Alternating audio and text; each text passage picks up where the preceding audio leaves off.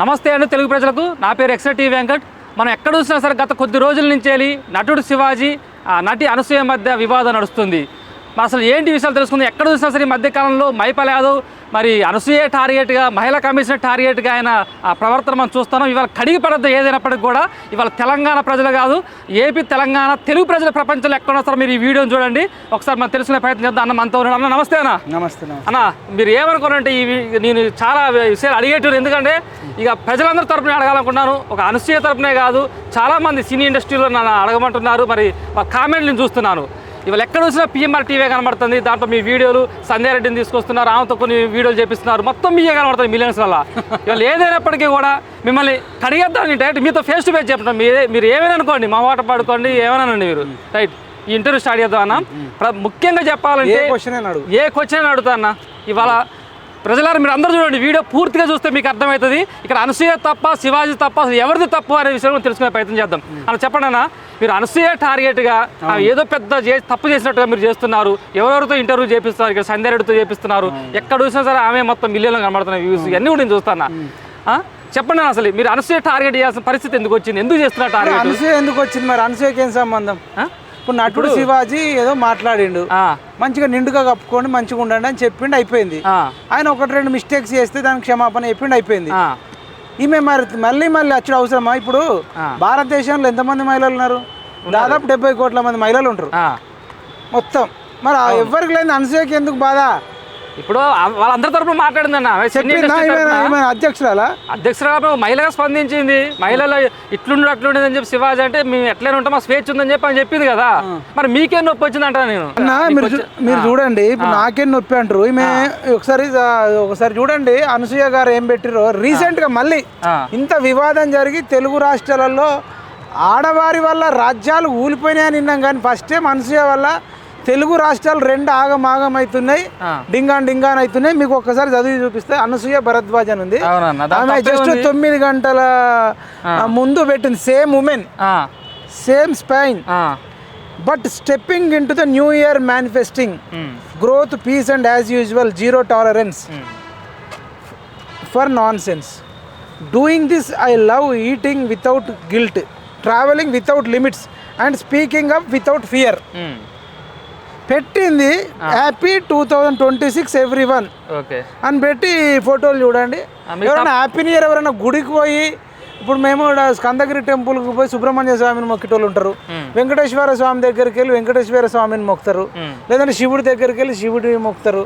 Christians అయితే యేసు ప్రభు దగ్గరికి మొక్కుతారు, Muslims అయితే అల్లా దగ్గరకు పోయి మొక్కుతారు. ఇది చూడు, అవునా, సముద్రంలోకి పోయి మొత్తం తప్పే ఉందని దాంట్లో సముద్రం. ఇప్పుడు మేము సముద్రం పోవడం తప్పంట్లే, ఇట్లా ఎక్స్పోజింగ్ చేసుకుంటూ భర్తతోని భర్తకు మొత్తం బాడీ మొత్తం ఇప్పుడు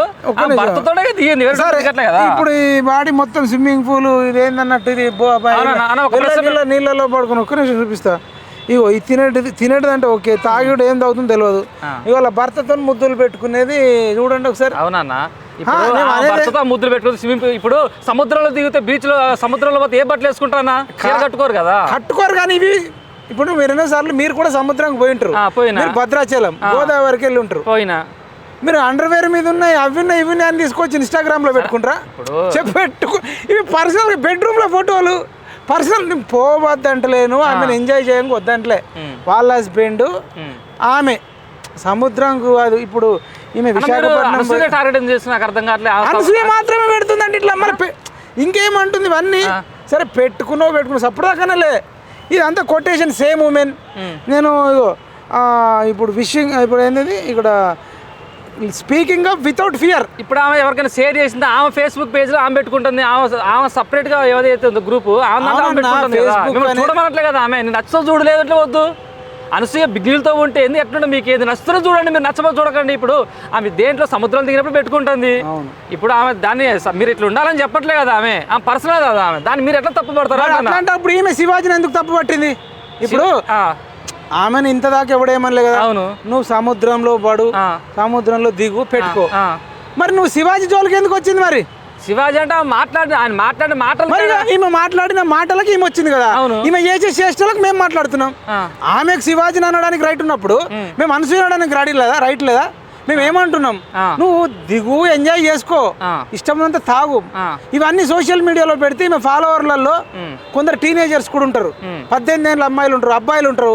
మొన్న ఐ లవ్ యూ అనసూయ అంటారు, ఒక ఫంక్షన్ పోయి రిపిన్ కట్ చేస్తే ఒక ఉన్మాదం లాగా అవుతున్నారు. ఈమెకు 40 ఏళ్ళు, 20 ఏళ్ళ వాళ్ళు కూడా ఐ లవ్ యూ అంటున్నారు. ఓకే, అనసూయ విషయం పక్కన మేడం, మరి మహిళా కమిషన్ మీద కూడా మీరు తప్పు పడుతున్నారు అంటే మంచిగా లేదా మహిళా కమిషన్ ఇక్కడ? ఇప్పుడు నటుడు శివాజీని పిలిచిరు విచారణ, పిలిచారు. ఆయన ఒక 2 మాటలు తప్పు మాట్లాడానని పిలిచారు.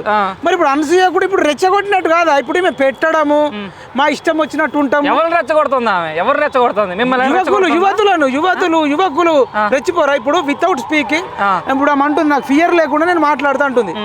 ఈమె నిజంగా మహిళల కోసం కొట్లాడుతూ అంటుంది. మళ్ళీ మహిళా ఉద్ధారకురాలు కొట్లాడుతుంది మహిళల కోసం. అంటే బట్టలు లేకుండా మహిళలు ఉండడం కాదన్నా.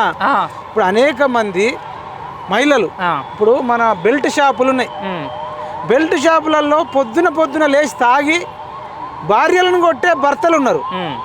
తాగి గుల్ల చేసి యాక్సిడెంట్లలోనో లేకపోతే లివర్ ఖరాబ్ అయ్యి చచ్చిపోతున్నారు. దానివల్ల ఒంటరి మహిళలు అవుతారు.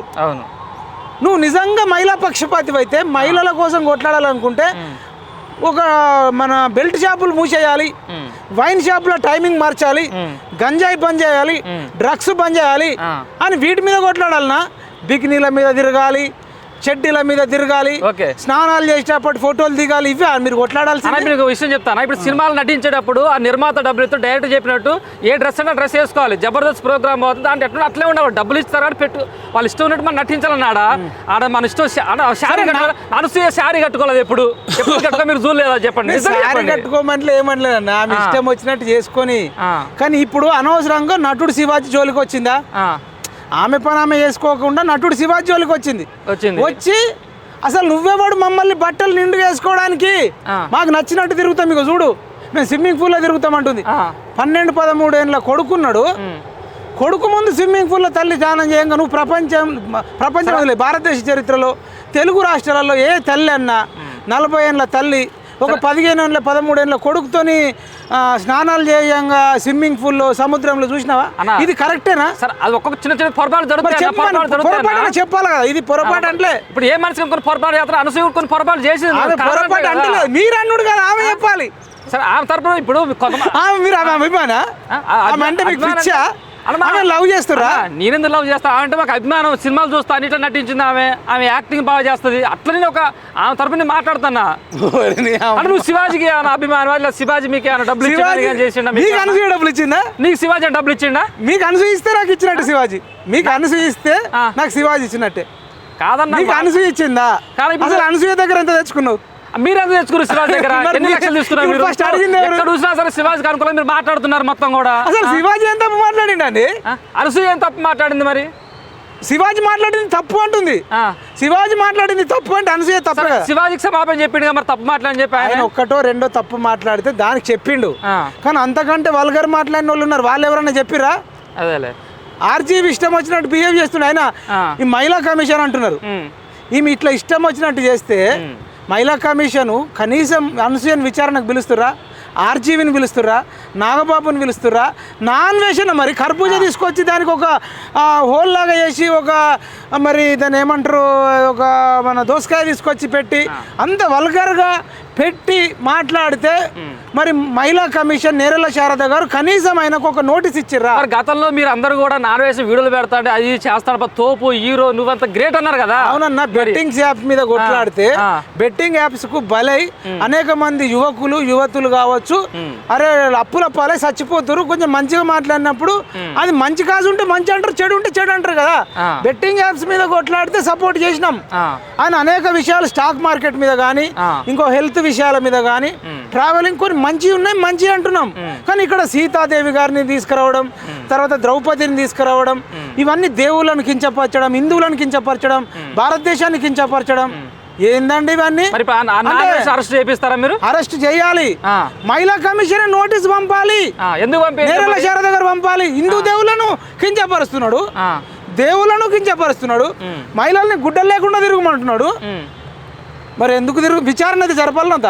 మరి మీ నాన్ వేస్ దగ్గర నెంబర్ కూడా మీ దగ్గర ఉంది, మొన్న అడిగితే తీసుకున్నాను. నాన్ వేస్ ఫోన్ చేస్తారు, అడుగుతా మరి విషయం. ఆ ధైర్యం ఉందా మీకు? దమ్ము ధైర్యం ఉందా? ఇప్పుడు ఆయన అమెరికాలో ఉన్నాడో లండన్లో ఉన్నాడో 24 గంటల ఫోన్ ఆన్లైన్ ఉంటుంది. మీ దాంట్లోకి వెళ్ళి చేయి, మాట్లాడదాం.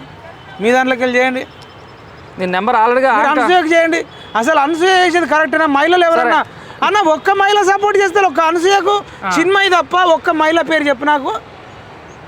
అదేలా చిన్మయి సింగర్ చిన్మయి కాకుండా అనసూయకు సపోర్ట్ చేసేటోళ్ళు ఎవరు అంటే అనసూయ స్విమ్మింగ్ పూల్ మీద మీకు మంచిగా నాగేంద్ర బాబు ఇప్పుడు సపోర్ట్ చేస్తున్నా. మరి మళ్ళీ ఎందుకు వస్తా డిబేట్లకు రమ్మని? నాగేంద్ర బాబు డిబేట్లకు రమ్మని, అనసూయ డిబేట్లకు రమ్మని వస్తుంది. నాగబాబు గారు డిబేట్ కి వస్తే నేను సిద్ధం. అనసూయ డిబేట్ కి వస్తే నేను సిద్ధం.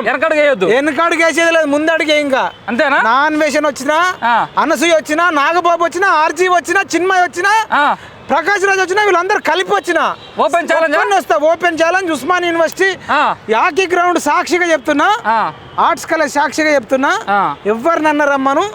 ఈ విషయంలో మాత్రం కాంప్రమైజ్ అయితే లేదు. అంతేనా? కాంప్రమైజ్ అయితే లేదు. సరే ఇప్పుడు మనకు అవసరం అనసూయకి కాల్ చేద్దాం. చేయి, అనసూయకి చేయి, నాన్ వేషన్కి చేయి, నాగబాబుకి చేయి, ప్రకాష్ రాజుకి చేయి, ఎవరికైనా చేయి.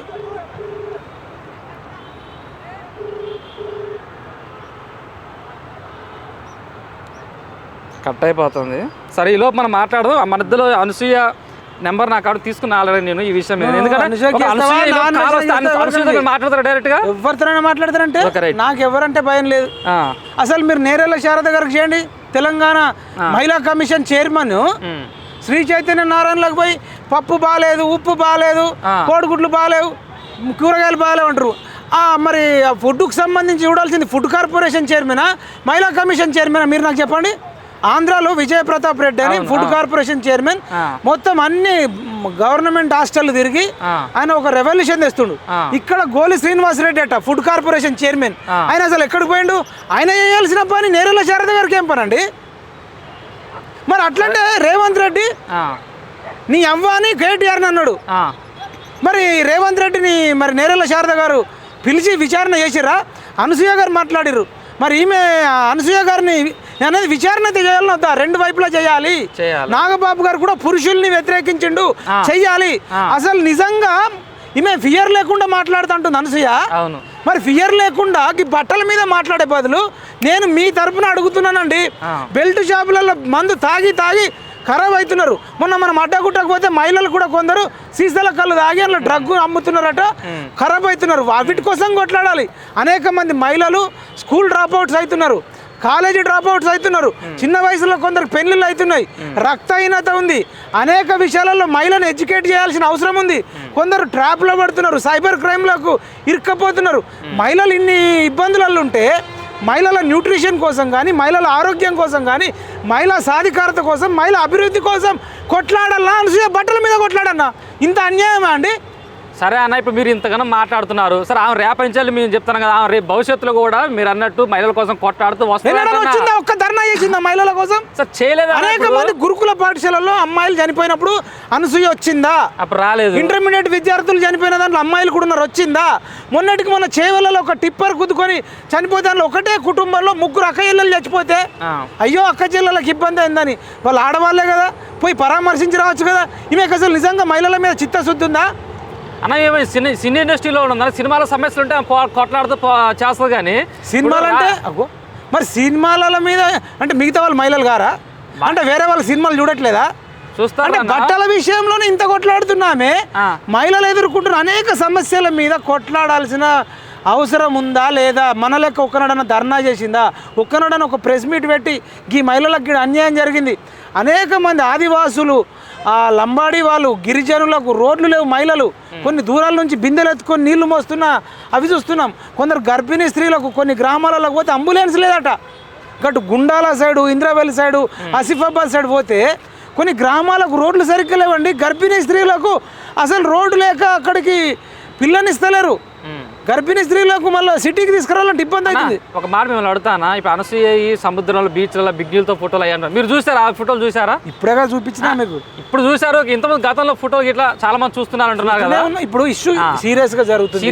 ఇది పులి స్టాప్ పడాలంటే అనసూయ నోరు మూసుకోవాలన్నా ఇంకా రెచ్చగొట్టాలన్నా? సరే ఇప్పుడు కొన్ని తప్పులు ఉన్నాయి. అసలు ఆమె ఎందుకు ఎంటర్ అయింది అంటున్నా నేను. ఇప్పుడు ఆమె వేరే వాళ్ళని ప్రశ్నించినప్పుడు ఆమెను వేరే వాళ్ళు ప్రశ్నించారా? నటుడు శివాజీని అనసూయ ప్రశ్నించింది. మరి అనసూయని మేము ప్రశ్నిస్తే మీకేంది తప్పు, మీకేంది ప్రాబ్లం?